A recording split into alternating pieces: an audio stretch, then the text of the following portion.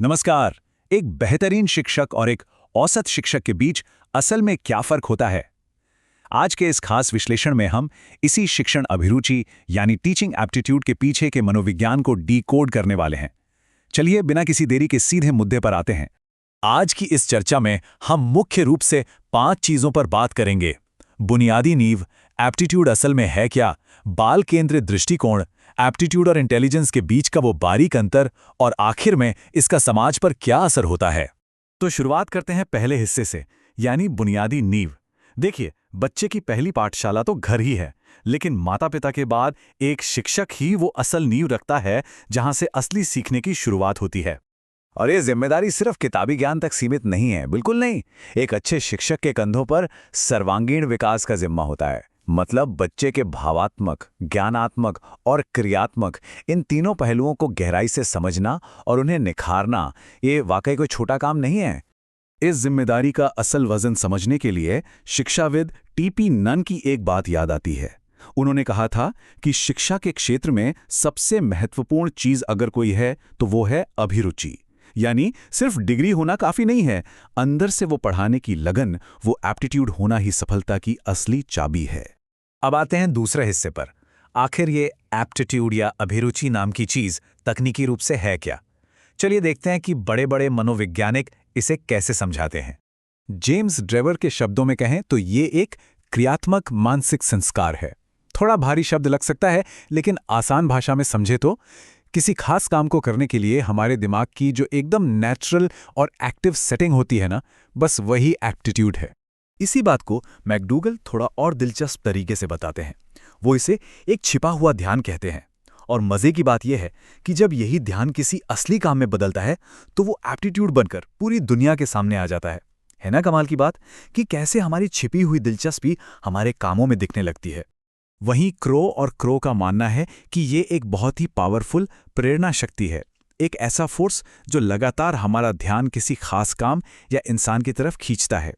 जरा सोचिए, एक शिक्षक के लिए यही वो एनर्जी है जो उसे अपने छात्रों की तरक्की पर फोकस करने के लिए हमेशा पुश करती रहती है।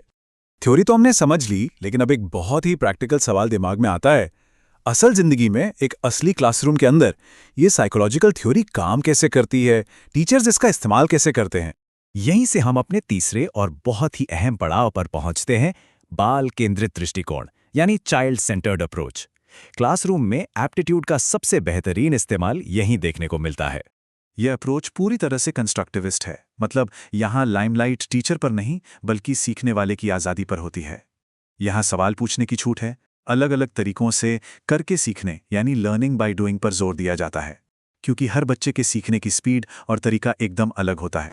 इस मॉडल में एक बहुत बड़ा शिफ्ट देखने को मिलता है। टीचर अब स्टेज पर खड़ा होकर सिर्फ लेक्चर देने वाला उपदेशक नहीं रह गया है, बल्कि अब वो एक मार्गदर्शक या फैसिलिटेटर बन गया है, जो बच्चों को खुद अपनी समझ बनाने और नई चीजें खोजने में मदद करता है।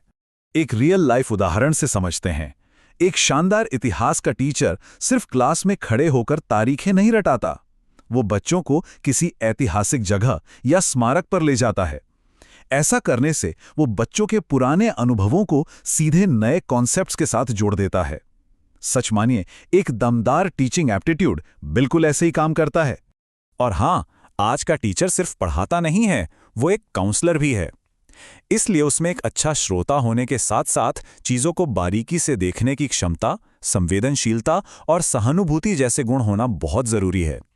यही वो खूबियां हैं जो एक एकदम चुपचाप रहने वाले बच्चे के अंदर भी गजब का कॉन्फिडेंस भर देती हैं। चलिए अब चौथे हिस्से की तरफ बढ़ते हैं, एप्टीट्यूड बनाम बुद्धिमत्ता। अक्सर लोग इन दोनों को एक ही चीज मान लेने की भूल कर बैठते हैं। तो आइए इस आम कन्फ्यूजन को दूर करते हैं। देखिए, इंटेलिजेंस हमारी ओवरऑल दिमागी क्षमता को नापता है, लेकिन एप्टीट्यूड वो किसी एक बहुत ही खास क्षेत्र की क्षमता है। इसका सीधा सा मतलब ये हुआ कि कोई इंसान बहुत ज्यादा बुद्धिमान तो हो सकता है, लेकिन अगर उसमें पढ़ाने का वो खास एप्टीट्यूड नहीं है तो वो एक अच्छा टीचर नहीं बन सकता। ये जो खास तरह का ड्राइव है ना, ये 2 हिस्सों में बढ़ता है। पहला, शैक्षिक अभिरुचि जो किसी भी छात्र को अपने विषय का मास्टर बनने के लिए प्रेरित करती है, और दूसरा है व्यावसायिक अभिरुचि जो ये तय करती है कि कोई अपने चुने हुए करियर में कितना कामयाब होगा। एक बेहतरीन टीचर बनने के लिए इस व्यावसायिक अभिरुचि का होना तो समझ लीजिए मस्ट है। अब हम आ गए हैं अपने आखिरी हिस्से पर, शिक्षा और समाज। ये जो नेचुरल एप्टीट्यूड और चाइल्ड सेंटर्ड एजुकेशन का कॉम्बिनेशन है, ये सिर्फ स्कूल की दीवारों के अंदर बंद नहीं रहता। इसका सीधा असर एक मजबूत समाज बनाने पर पड़ता है। हम सब जानते हैं कि एक बच्चे का विकास कई लेयर्स से होकर गुजरता है। शुरुआत परिवार से होती है, फिर बच्चा स्कूल के माहौल में ढलता है, फिर दोस्तों के ग्रुप यानी पीयर ग्रुप का असर पड़ता है, और आखिर में मीडिया का रोल आता है। एक सही शिक्षा का काम इन सभी स्टेजेस में बच्चे को सही दिशा दिखाना है। इन तमाम पड़ावों से गुजरते हुए शिक्षा का असली और अंतिम लक्ष्य है सामाजिक उन्मुख व्यवहार, यानी प्रो सोशल बिहेवियर डेवलप करना। मतलब बिना किसी स्वार्थ के अपनी मर्जी से दूसरों की मदद करने की भावना।